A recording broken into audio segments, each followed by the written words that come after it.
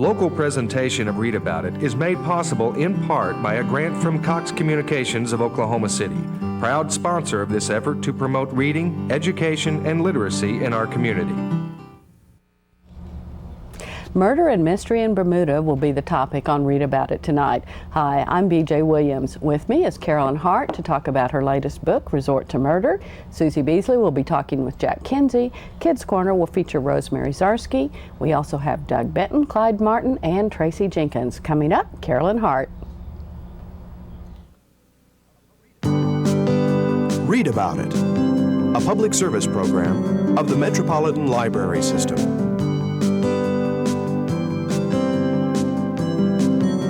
Your host, B.J. Williams. Carolyn Hart is a mystery writer from Oklahoma. She has written 12 novels in her Death on Demand series that have won multiple Agatha, Anthony, and McCavity Awards, and also the most recent Oklahoma Book Award. She is one of the founders of Sisters in Crime, and she also has another series, which she will be talking about today. She has written 5 previous books featuring Henrietta O'Dwyer Collins, who is a very delightful retired journalist, and I don't ever want her to visit me. Because much too dangerous. Yes, indeed it is. She shows in Resort to Murder, she goes to Bermuda because her ex-son-in-law is getting married again. That's correct. Actually, when I was thinking about writing this book, which is the 6th in the series, I was going to set it in the little, college town where one of the previous books occurred, and my editor said, well, haven't you just been to Bermuda? I said, well, yes, we did go there. And she said, well, that's a great place to set a book. I said, I don't know a thing about Bermuda. And she said, oh, of course you can. So I promptly learned a great deal more about Bermuda, visited it again, but I did not want to try and write a book that featured Bermudians because obviously I really would not know enough about their culture. So what happens in Bermuda? People get married. Americans get married. And I decided to take advantage of that, and Henry O's former son-in-law is going to remarry, and his children, Henry O's grandchildren, will attend the wedding. So Henry O accompanies the wedding party to be with her grandchildren. And things start happening almost as soon as she gets there, don't they? Exactly. Mm-hmm. And now there's a ghost, which is part of the mystery. Yes. And Henry O does not believe in ghosts. No, she thinks that the idea of a ghost is absurd, but she does realize that something very unpleasant and ugly is occurring. The woman, Connor, that her son-in-law intends to marry, he had met at this resort a year ago.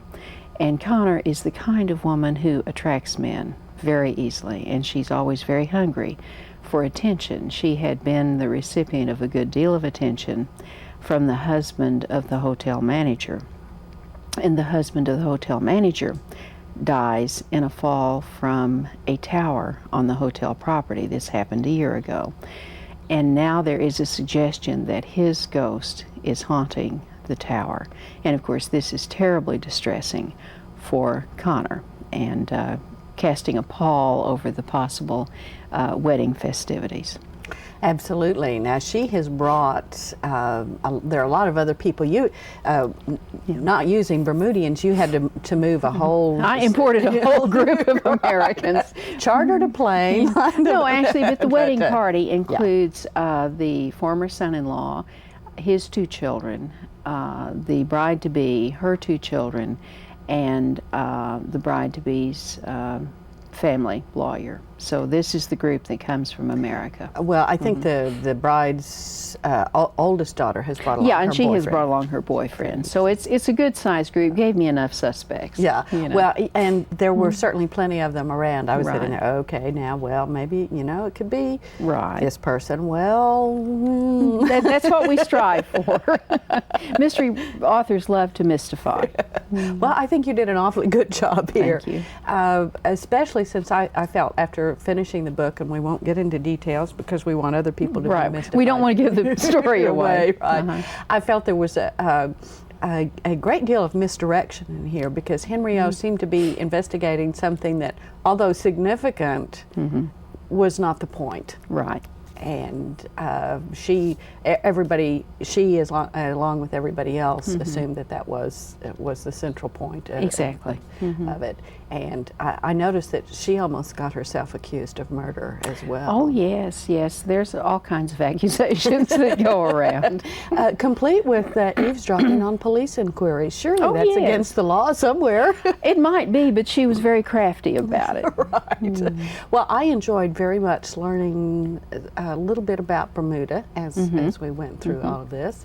I'm not going to go there in the wintertime because it sounded a bit chilly to me. It actually is not as lovely as the warmer time of the year, but it's still beautiful. It's a spectacularly beautiful country. And it was a real challenge for me because, you know, to this point I have now visited Bermuda twice, and to set a book somewhere that you've only been twice really is a challenge. So I did a great deal of research. And when we went to Bermuda the second time, primarily, well, actually only to do the research, I arranged to meet with a naturalist who took me around the island, and that gave me lots of information about plants and the way the island appears. I also, usually in my books, I do not set them in actual localities. There are some exceptions to that rule, for example, Death on the Riverwalk in San Antonio. But with the book being set in Bermuda, I had to learn about Bermuda police procedures. And I was very fortunate in being able to contact Brian Callahan, who was a retired chief inspector of the Bermudian police. And he was enormously helpful to me because, you know, the police in this kind of book are off stage, but obviously the investigation is proceeding, and I had to find out what they do in Bermuda. So it And was just interesting. how much trouble Henry O could get into. Exactly. was Yes. doing. She has. I always say that she has a talent for trouble. Yes, indeed she does. But I really like her perspective. I guess it's because I'm getting, I'm not quite at her age, but I can see it coming down the Yes. road. And I appreciate the depth, and I think even though she does unmask murderers, she has a lot of compassion does. for others. And as she herself has said, that seems to be something that comes with age. You've lived long enough to understand. You may not like what people are doing, But you certainly do have an understanding. and I think that lends a great deal of depth to I appreciate that. Thank to you. these novels. Well, she just seems like a really neat lady. I don't want her to visit because I don't want anybody dead, but I think I would enjoy talking with her and getting her perspective on things. Well, I appreciate that. I have found her very interesting to follow and to write about. Well, do you think she's directing these things these days, other than your editor saying she's got to go to Bermuda this time? You know, you just don't know, and I have no idea what her next adventure will be, but I truly am considering going back to the college town that was in Death and Lover's Lane, because Henry O, none of her adventures have occurred in the same place. And I thought it might be kind of interesting to put her back in the place where she really lives, rather than always having her on a trip. But I haven't decided. Okay. Well, now the one that you won the Oklahoma Book Award for was the And Annie and Max. Annie and Max, and that was Sugar Plum Dead, Sugar Plum Dead, which is that's still right. available. Most of these books are still Yeah, they're all available. available. And do you have something planned for Annie and Max? Well, actually, the next Annie and Max is completed. It's called, well, we haven't quite decided on the title. It's either going to be April Fool Dead or Whodunit Dead. Whodunit Dead was my working title. And the editor really likes April Fool Dead, but we're still negotiating. In any event, it is scheduled to be published next April. And I really had so much fun with that book because Annie is planning a promotion in the bookstore for the Island Mystery author's latest book, Whodunit. And I just had a great time with it. Well, we will look forward to it, and we'll have you on to talk about it. Thank you very much. Thank you for being with us, Okay, Carolyn. thank you. We've had with us today Carolyn Hart talking about Resort to Murder. It's available at your library and your favorite bookstore. Coming up is Susie Beasley. She'll be talking with Jack Kinsey about a book I'm sure you'll enjoy.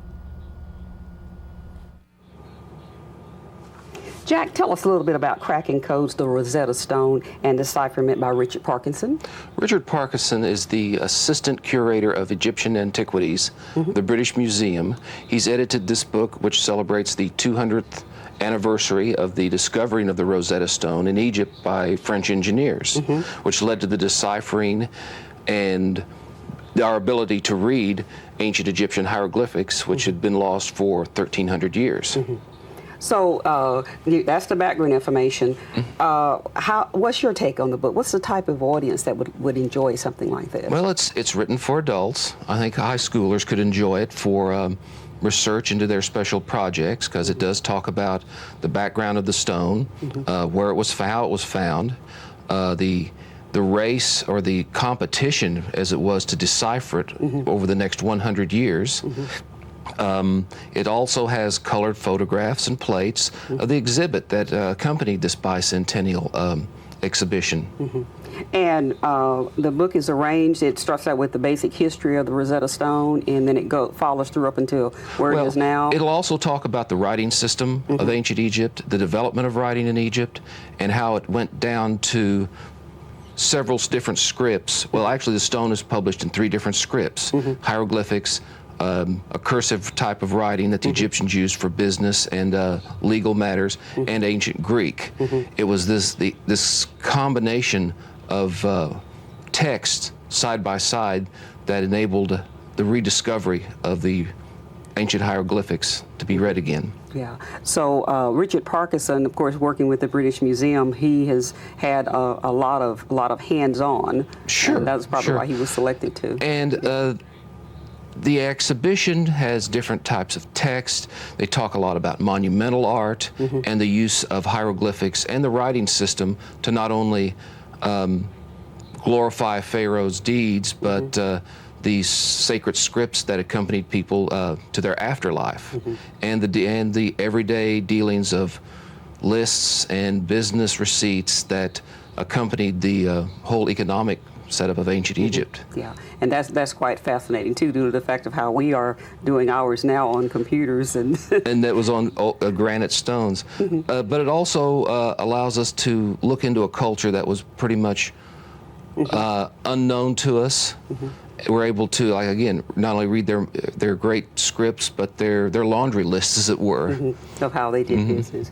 Well, we certainly appreciate you coming and sharing with us, Jack. Cracking Codes, Rosetta Stone, and Decipherment by Richard Parkinson from the British Museum. This is available at your local library and perhaps your local bookstore, because this is a fairly new acquisition. It was $19.99. Okay. Thank you, and we'll see you next time, Jack. Thank you. Bye-bye. Thanks, Jack and Susie. Now I have a couple of books for you. This first one is entitled Indomitable Oklahoma Women. It is by Opal Hartzell Brown. And she starts off by talking about the contributions that women have made in times past and today that really don't get counted because it's mostly women's work. But one of the individuals that she profiles struck me particularly because she was a woman who ran a family ranch. She cooked regularly for 20 cowboys, operated a trading post and post office, taught and superintended in schools, was an Indian interpreter, dispersed payments to Seminole soldiers after the Civil War, served as chief and counselor to the Seminoles, and along the way also raised 11 children because her husband died quite early. You don't find people like this very often in history books, and that's why Indomitable Oklahoma Women is so valuable and interesting. You do get to meet a number of people that you wouldn't in most places. Now, Brown does not really take a look at some of the extremely well-known people from Oklahoma, like all of our ballerinas and those people, because they are pretty much covered in other books. But this shows you a little bit about some of the pioneer women, both the Indian women who came over the various and varied trails of tears here to Oklahoma, as well as homesteaders. There have been women who, like the first woman health inspector in the United States was from Oklahoma. The only woman in the Miners Hall of Fame also lived and worked in Oklahoma. The slave credited with originating spirituals like Swing Low, Sweet Chariot, and Roll, Jordan Roll lived here in Oklahoma, and they are all in this book. Indian chiefs, ranchers, teachers, businesswomen, singers, historians, captives, scientists, and homesteaders you will encounter. So if you're at all curious about the women that made Oklahoma, I think you will enjoy Opal Hartzell Brown's Indomitable Oklahoma Women. On a lighter note, for those of us who have free time, if there is any such thing, is Making Gifts with Rubber Stamps. It's by Sandra McCall. It's quite an interesting little book. If you haven't done anything with rubber stamps, the first couple of chapters will get you started. It tells you what you need and how much of it you need to get started, and the rest of the book concentrates on particular gifts and things that you can make. It's truly amazing what you can do with a rubber stamp, and quite frankly an awful lot of other things. You can make your own gift paper, you can make boxes, shadow box picture frames, lampshades, jewelry. All kinds of things can be made and given as gifts or to adorn your own home or person. And all of this is nicely detailed in Making Gifts with Rubber Stamps by Sandra McCall. Coming up next, we've got Kids Corner, and I was able to talk with Rosemary Zarsky a couple of days ago about books for young kids, and she has one in particular that I think you will find very interesting. Rosemary, what have you brought for us tonight? I've brought King of Shadows by Susan Cooper. Now, this is quite an interesting book, isn't it? Oh yes, this is a story of time travel and of going boldly forth to meet your fate and coming to terms with difficult things in one's life.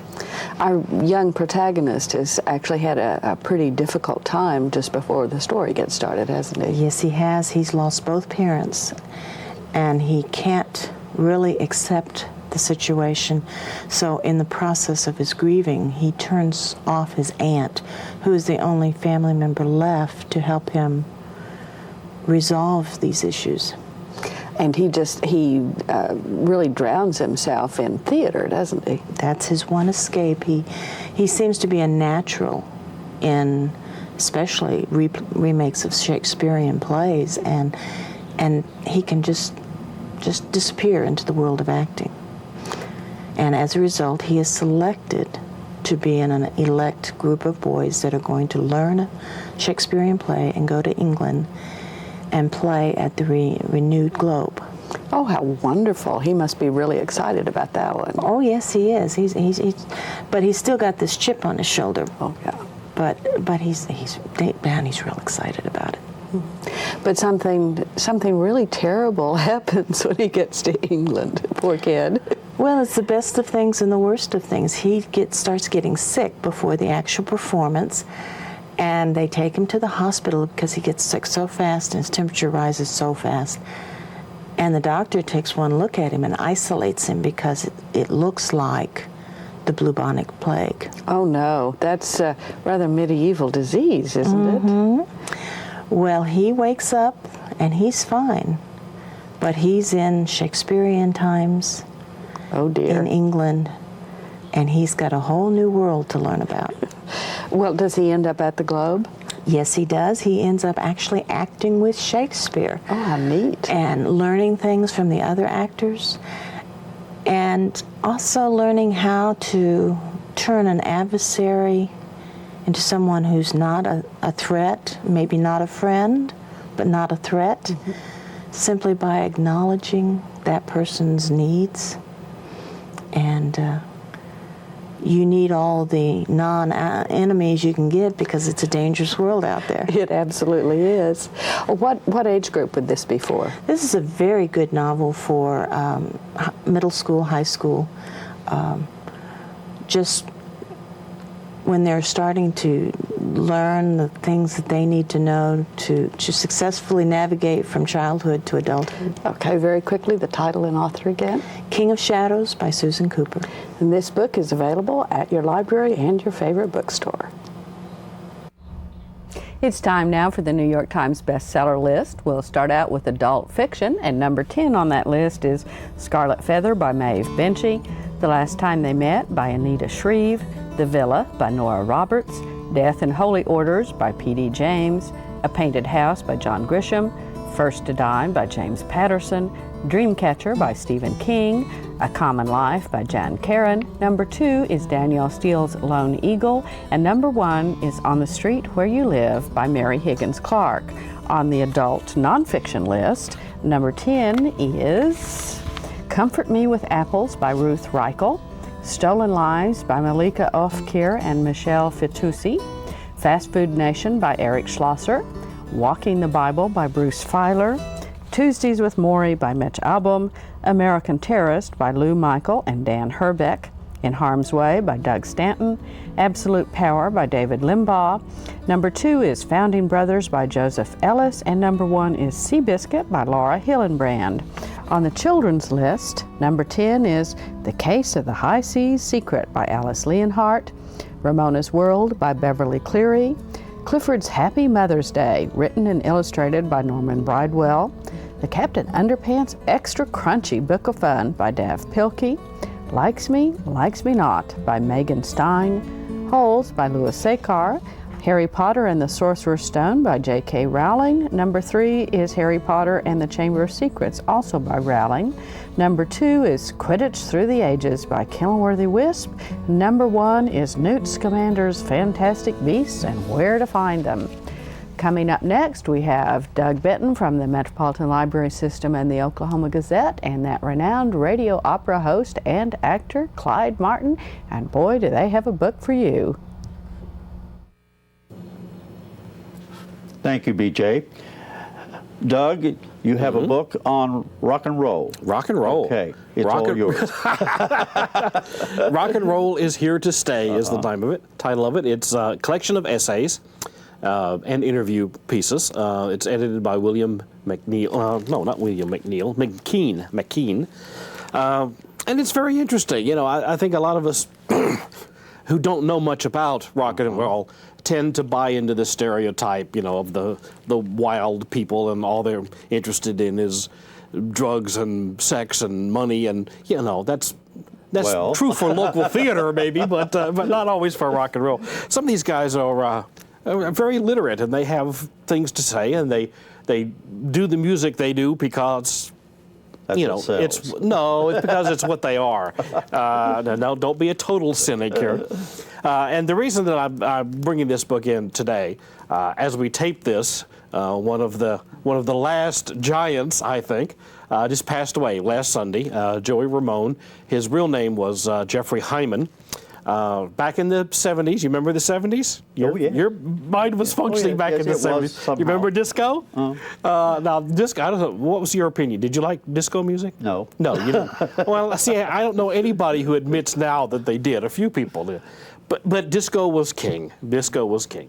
And 1974, Jeffrey Hyman and 3 of his buddies formed a band.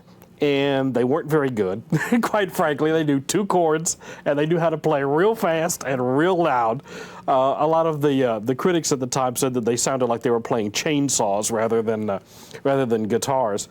But the band was called the Ramones because at one point in the 60s, Paul McCartney of the Beatles had called himself Ramone as some kind of a joke. He used it as a stage name.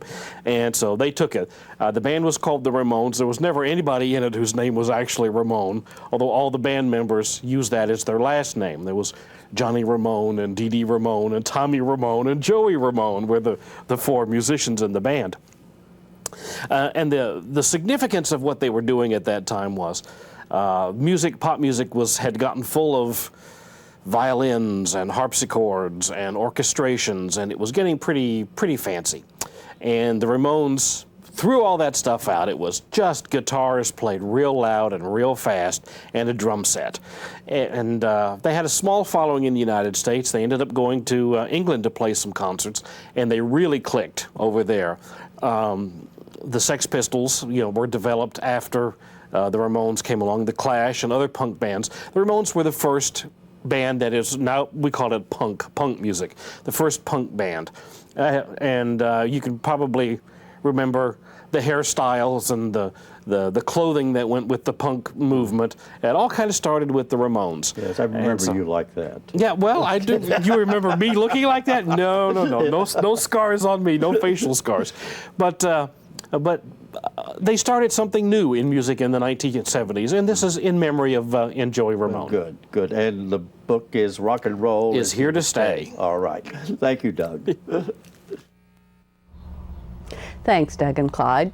With me now is Tracy Jenkins from the Library System's Public Information Office, and she's here to tell us what's happening at our libraries. And actually, there's something really exciting that is going to be happening shortly at Midwest City Library, isn't it? Yes, there is, BJ. Actually, what I want to do is invite everyone to attend a reception that's being held at the Midwest City Library, which is welcoming the Mary Baker Eddy exhibit. Okay, and when will this reception be? Well, the reception will be held Thursday, May 10th from 5:30 to 7:30 p.m. at the Midwest City Library. And anybody who wants to can show up. Oh, yes, certainly. And during the evening also, official proclamations will be presented by the Office of Governor Frank Keating and the Mayor of Midwest City. Okay, so this is quite a big deal, Yes, isn't and it? there will be other local dignitaries present as well. And there will be the Library Commission members and Friends members and staff members as well. So you can actually meet a lot of people when you come out Yes. there. As well It's as a big thing. big thing. Well, what is the exhibit exactly? Well, the exhibit is entitled This is Woman's Hour, and it's the life of Mary Baker Eddy. And it's about the founder of the Christian Science religion. And this exhibit will feature news clippings and photographs and videos and listening stations as well. So it'll be somewhat interactive. Oh, yes. As you walk around, you can put on the headphones and, yes. and hear some neat stuff. Oh, yeah. And this exhibit highlights the story of this 19th century woman who challenged the limitations faced by women of her day, and who later became an influential author, religious leader, and a health reformer. Well, it does always seem sort of odd. You know, you think woman does this, but develops a religion. You know, It's amazing, I know. So by visiting the exhibit, we can learn quite a bit, then it sounds like, about her. It should be pretty interesting. This multimedia touring exhibit can be seen during library hours, and so we hope that anyone with any questions about the service hours will call the Midwest City Library. Okay, and actually we can put up on the screen the address, the location where the reception and the exhibit will be, and the phone number if they want to call and find out when it will be open.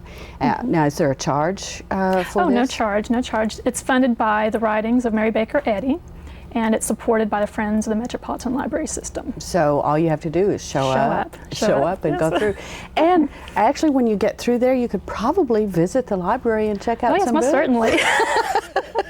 Most certainly. And this exhibit will run until June 30th. So as there's well. plenty of time Yes, to make plenty it of there. time. Now, is it going to be seen anywhere else in Oklahoma? It will.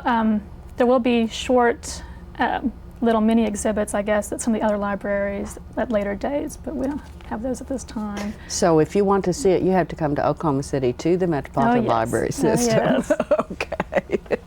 Now, I think we've got just a little bit of time, so is anything else happening at any of our libraries this summer? Oh yes. There's plenty of story times available at each of the libraries, and computer programs are at many of our libraries as well. And the summer reading program starts June 1st.